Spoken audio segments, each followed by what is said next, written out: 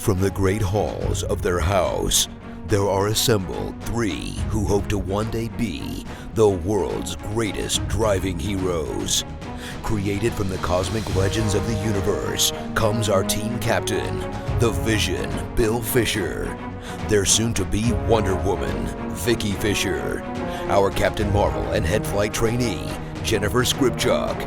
And our Batman, the master of tools, gadgets, and all things mechanical, our mild-mannered soon-to-be billionaire, Alan Danvers.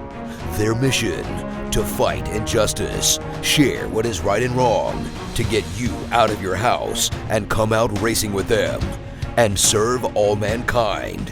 They are the Garage Heroes in Training Team. Captain's Log Supplemental.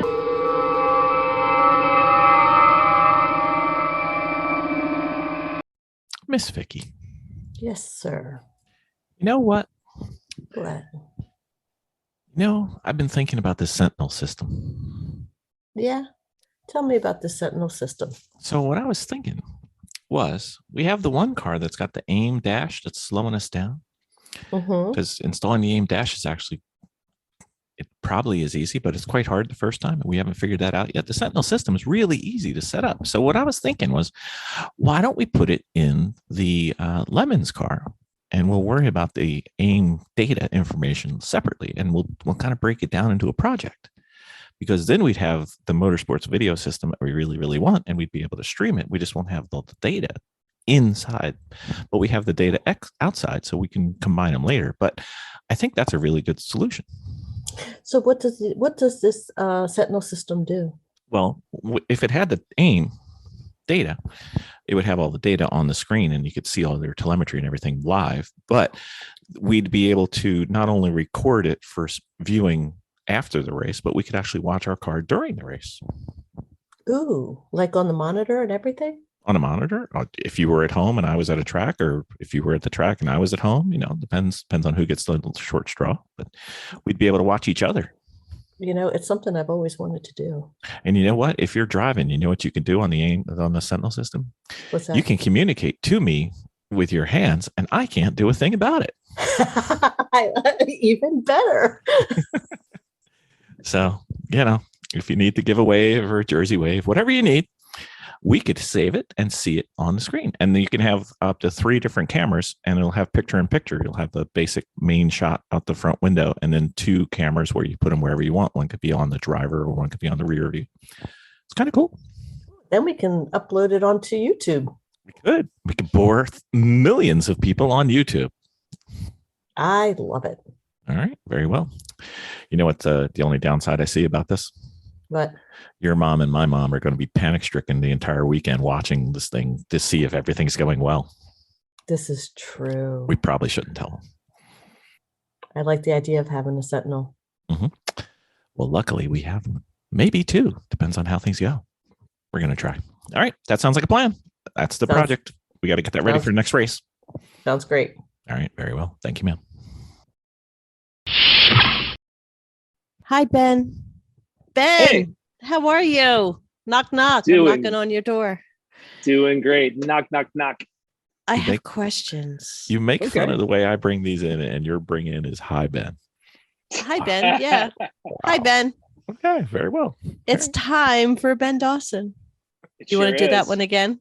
No. That's more editing I have to do. Let's roll.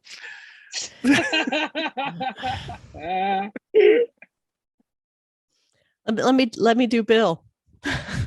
Ben Dawson. I need some Ben Dawson. There we go. I'm so scared. I'm like intimidated by that one now. I know. All right. What's up? What are we doing? I have let's talk about being first to grid in HPDE. What do you think? Oh. First couple times I went to a DE, I didn't want to be first because I wanted to kind of see how things were going to shake out. So I would kind of grid myself up, or wait till the cars kind of started to roll off at the front of the line, and that would kind of roll out. Did that a couple times. Got slowed down by enough people in DE traffic to be like, well, I don't want that happening to me anymore. So I was quickly one of those people who moved up to just sitting there waiting on them to call. So I wanted to be first or near the first to roll out, just so I could kind of get a clean shot at it. I mean, and also, as things got going and I got in faster groups, I had the same car the whole time. So I'm in a Miata that got a little bit faster. The driver definitely got a lot faster during all that time, but I still wanted to go out first and let the cars who were truly faster than me in my DE group come up and take it. But at least I had a chance to not get slowed down by anybody who was genuinely slower than me for a little while. Okay, Does that make sense? It does. So let's go back just in case we've got somebody who doesn't know what gridding means. We're gonna go all the way back. All the way back. We're all the way back now. What do we mean by gridding? What's involved with this situation? If somebody's never been to an HPDE. I want to hear what Vicky thinks it is. It's not a big mystery. I just want to make sure we're all picturing it the same way. But being first to grid? What's gridding? What is gridding? How do you grid? What grid? How do? Various types of getting to grid. Sometimes you're put into a line. Sometimes you're put at an angle. Sometimes you and your body, or you brought your dog in the car. In the car, or with your instructor. Are you ready to drive, or are you still unhelmeted? Oh no, you go to grid. You are fully in and ready to go. And when you're at grid, they go ahead and most of the time they give you hand signals and let you know how long it's going to be before you actually hit the grid. It could be, okay, you're 3 minutes out, you're 2 minutes out, you're 1 minute out, 1 minute out. Right. And then, they let you go. Are you able to get that poker chip they gave you in classroom, or that little raffle ticket they gave you in classroom to prove you went to classroom? Are you able to get it out of your pocket at that point when the guy comes by? Not everybody does that. Not everybody does that. But a lot of people do. But yeah, sometimes people ask you to put it on your. Okay, so when you go to class, just to prove that you've been to class, you get either a plastic token or whatever. If they do give you that, just slide it up underneath your windshield. Windshield wiper. Yeah, windshield wiper. And that way they can just grab it. Yeah, they can just grab it right from there. My default move was always to get fully 6-point belted in. That's what I would always do. Have my gloves on, have my Hans and my helmet on, all that stuff, and then be like, "Hey, where's your ticket?" And I'm like, "Oh, it's in my pocket under my lap belts that are already tight, and I'm ready to roll." Now I gotta undo all that stuff just to prove I went to the classroom session. But I just had to jump in there with that extreme example that I've seen happen to me and students more times than I care to admit. So smart idea. Stick it in. Just take it. Yeah. I always put it right underneath my windshield wiper. And that way I don't even have to think about it. And then, mentally prepare for when you're out there. Like for me, in my instance, is that usually I either like to be mid-pack in my learning, because if you're new or relatively new at gridding and going onto track, you're going to be a little bit more cautious. So if you don't want to constantly be looking in your rearview mirror, I would either say, if you're a newbie to very light on your driving experience, I would kind of go towards the back.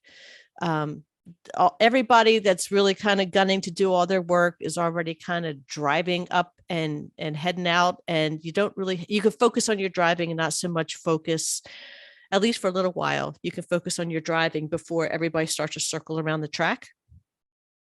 Right. But if you're just like, okay, I'm ready to go, I know my experiences, certainly go to front of the pack, and then start playing with all the other faster cars. So if you're mid-pack, it kind of gives you a little bit of both worlds. So, but yeah, gridding, the guy up at the front, he'll kind of have everybody go out. Usually he spaces them. Not everybody kind of goes out all at one time. He'll space them a little bit. And then depends on if there's drills too. Yeah, it depends on if there are drills. Right. That's my experience. So some of the better, more organized HPDs we've been to, they actually have the HPD 1, 2, 3, 4, pink, purple, gray, whatever, the different levels. They'll have the levels broken down within the levels. Sometimes they'll have it broken down by the experience or the speed of the driver. Sometimes they'll have it broken down approximately by the cars. So they'll have like the high horsepower cars grid towards the front, and sometimes they'll have the lower horsepower cars grid towards the rear. So there's less overlap if they're looking for that. Or sometimes they'll actually reverse grid because they want to see a lot of passing. And it depends on how they do it. So you can self designate, like I've been in this level, I'm good, I want to go fast and I want to get out there, I go in the front, or I'm kind of middle tier. You can kind of self grade yourself, or hey, this is my first time in HPDE 3, I want to see how this is, I'm in the back, I'm watching. Or what if maybe you've had to perform some work to your vehicle that you take on track? Is it sometimes smart to just hang back and be last one off, just in case whatever you think you fixed might not be as fixed as you think it is? It is, especially if it's fluids coming out. Don't want to leave any juice.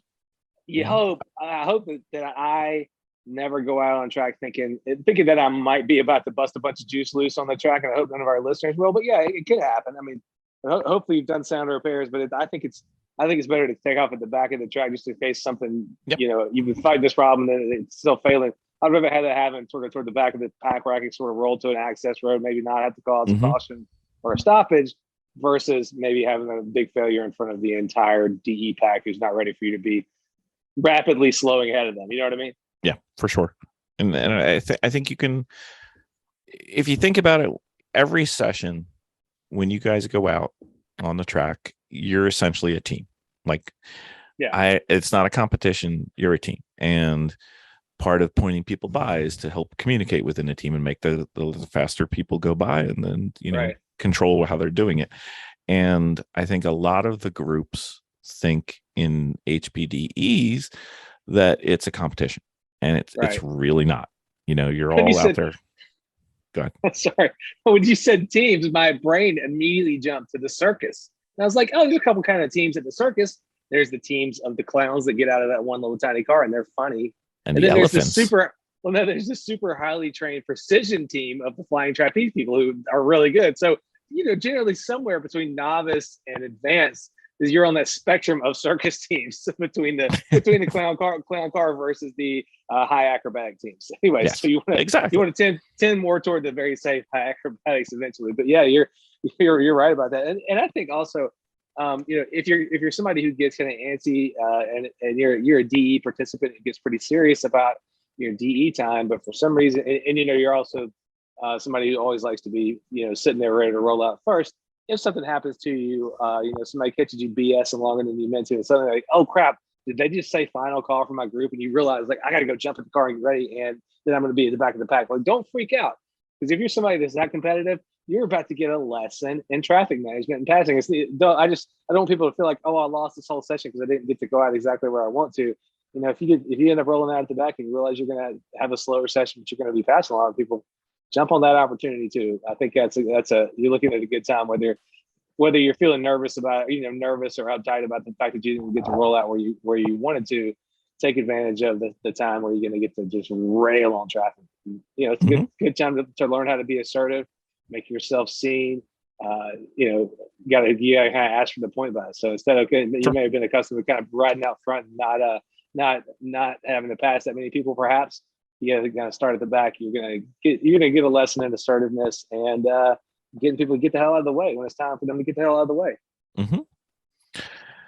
So Miss Vicky and Ben, what is your, stuff happens at the track and sometimes things don't go according to plan, but what is your preferred plan for gridding? Like, do you have a timing? Do you have a sequence? Do you have a way that you like to see things done, the way that you like to do things when you're going to grid and getting in grid and getting on track? HPDE. You first, Vic. I think I just discussed that. I usually put my tag under the windshield wiper. How much time are you when the group ahead of you goes out? You're the next group. When are you going to grid? Now I'd like to be at least 10 minutes early. At least 10 minutes. So you're not rushed and everything. Yeah, and sometimes I just sit and wait for other people to load up on grid before I put my car out there. I prefer to be mid-pack, like I said. I would rather I would rather work on the driving and not so much, the racing part. So I don't mind having a little bit in front of me, a little bit behind me. Mhm.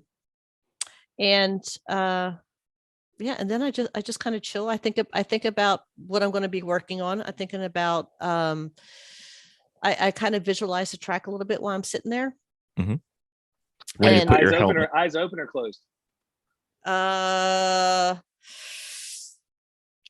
I've seen her sleeping. I don't really think about it. I don't really think about it like that. Because part of if I'm sitting in the race car waiting for the race to start, and I'm the guy starting, and I just got to sit there and wait for the grid to roll off, I will go to sleep. Not every time, but I've definitely fallen asleep. Like, all right, let's get this going. I don't sleep well during the weekend, so No. Oh, really? yeah, Nope. I don't during race weekends and leading up. I think it's because that there's so much to do leading up to it that I tend to have a tendency to not sleep well just in general. There's no real reason for it. It's just I don't sleep well. And then I don't sleep well when I'm there. So same for, do you have the same experience getting ready for a DE, or is this only competition events? it's all the time. It's all the time. All of them. Oh, wow. All of them. So by the end of the week, I'm pretty much spent.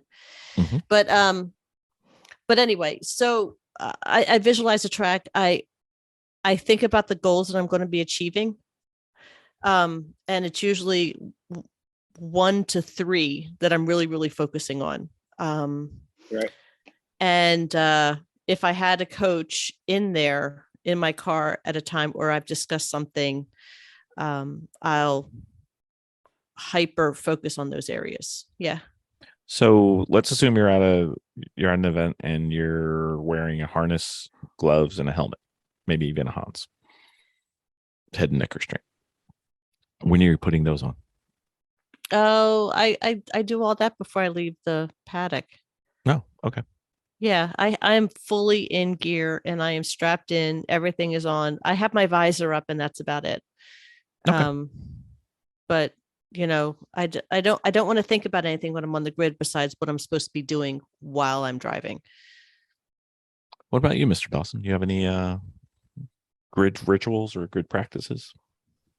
Back in the day when I was doing a lot of DE and instructing more so than I am lately, I've only been to one DE in the past 2 or 3 years. But we would often use them as time to test our race car. So a lot of time, my own track time at a DE wasn't so much based on like what group is going out, because most of the time we ran with a group where instructors could go out with any group as long as they didn't have a student they needed to be with. So usually I just look around. My grid routine was kind of nothing. My grid routine more so revolved around the preferences of my student. If I had a student who was like, "Hey, I want to get down there first thing," I would make sure to accommodate that. Usually by just saying, "I'll be ready when you stop by." You know what I mean? Because I am so lazy, I usually make my students come by and get me, just so. And also that helps me keep up with them. Like I don't need to go find them; they come grab me when it's time for them to go when they're ready to go. So I just commit to them to be ready to just snatch my helmet and jump in the car.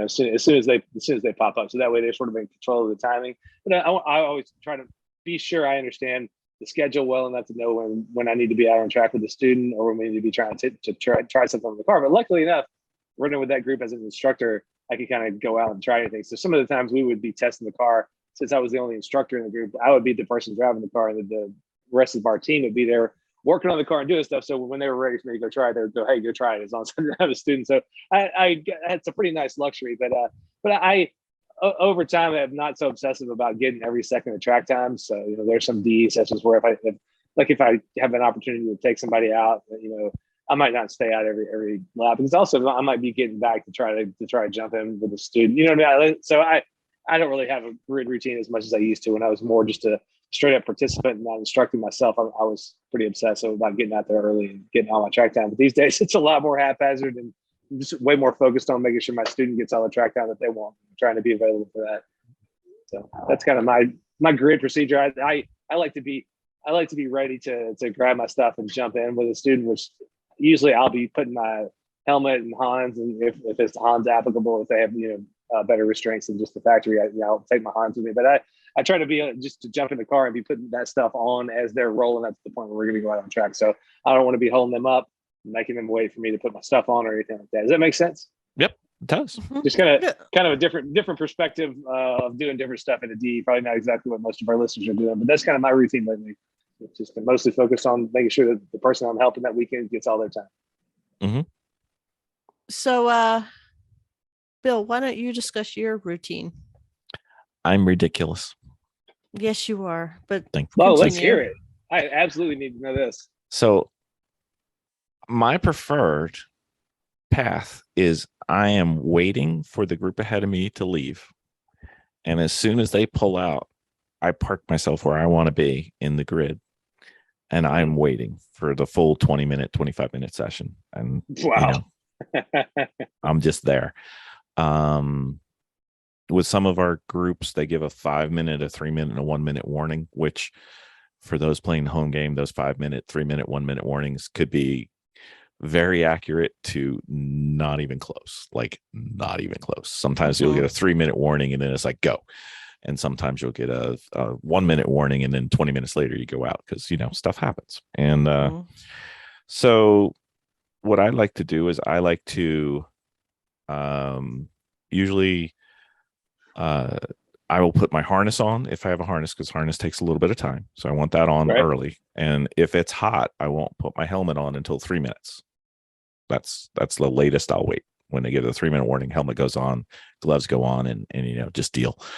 Like Vicky, we have a sheet that we use for HPDEs, and it's always got 1, 2, or 3 goals. So I'll be thinking about those goals and what I'm trying to work on. And, when I roll to grid, if I get there with my prescribed 20-minute ahead of time, that's when all the electronics go on and they're set. And, my first lap, instead of being a 2-minute lap, is a 22-minute lap because I sat in the grid for 20 minutes, and that's fine. But I don't want to have a rush. I want to be very relaxed. And I want to be very focused on what I'm doing when I go out on track, because I'm working on something. I don't go on track without trying to work on something. It could be a turn, it could be a technique, it could be anything, but I'm going to have something that I'm working on. I don't just go out there and go, let's go around in circles, or weird looking circles, I guess. But that's just me. And I tend to be towards the wacky end of the pool. So if you are very relaxed and very comfortable, you can be more like Ben. And if you're very anal and over planning and overthinking, you come towards my side of the world. And if you like to check up on your Instagram, you go to Vicky's side of the world. So she's probably the most relaxed person I've ever seen on grid. I'm like, what are you doing? And she's like, checking on my Instagram. I'm like, okay, what are you working on? I got that. Don't worry, it's under control. Leave me alone. Don't be my coach. You can't talk to me in the car. Okay, very good. You'll never let that go. No, it's fine. And he shouldn't. No, that's fine. I'm good. It doesn't hurt me at all. I'm fine. Fine. It's good. Do you have anything bad? For Bill coaching me, I think I'm down to the point when just use hand signals and don't talk. That's all. Pretty much all I do when I'm in the car with a student, unless they say I want you to be talking to me, I am mostly just doing hand signals and kind of yelling more. I'm thinking hand signals. It's a marriage thing. Just use the hand signals and. But I'm from New Jersey. You don't like my hand signals. That's fine. It is what it is. I'll take that. Okay. No, well, Kyle are we going to try this again? It was awesome. Are we going to try this again? We do hand signals. Take some lessons from Kyle Lockrow. I know the hand signals. Yeah, do the hand signals. Do the MSF, hand signals. MSF level 2, NASA Great Lakes, got hand signals. Got more hand signals than anybody knows. Yeah. Okay. All right. Very well. Ben, did we miss anything? No, I think we probably got ourselves successfully to the HPDE grid. As long as we went to the driver's meeting before at the beginning of the event, you're probably good. True. Yeah. And the debrief. If there's a debrief, you need to go, especially after your session. Go to it. We should probably do an episode on that one day. Add it to the list. Yeah, all right. Very well. We're going to work on this. Post debrief. Excellent. All right. Thanks, everybody. Thank you. Thanks for having me.